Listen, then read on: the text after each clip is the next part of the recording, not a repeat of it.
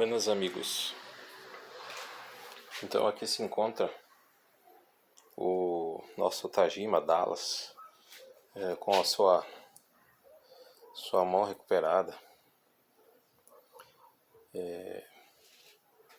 novamente apto a ser utilizado novamente. Acabamos de dar uma geral nele.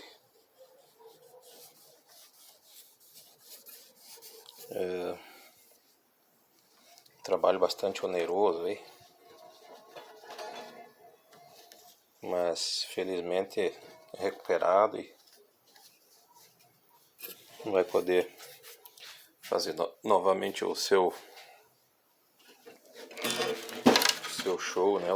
O instrumento volta à vida graças ao nosso trabalho, JG Music Hall, Escola de Música e Luthieria, aqui para Ijuí região.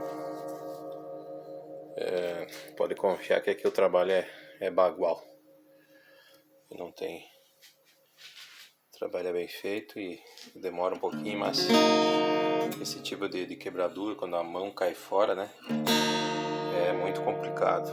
Então tem que ser feito com jeito. Tem apenas um jeito aí que é possível recuperar, é recuperar com segurança.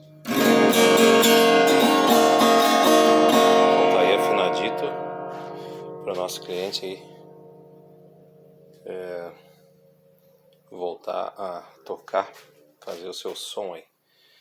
JG Music Hall, a sua escola de música e luthieria para Ijuí região.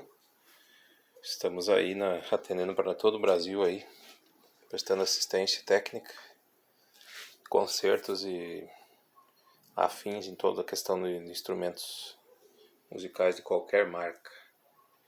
Um grande abraço a todos e um abraço ao nosso cliente aí que deixou esse violão aos nossos cuidados e mais um trabalho realizado aí. Grande abraço a todos. Tajima Dallas. Valeu.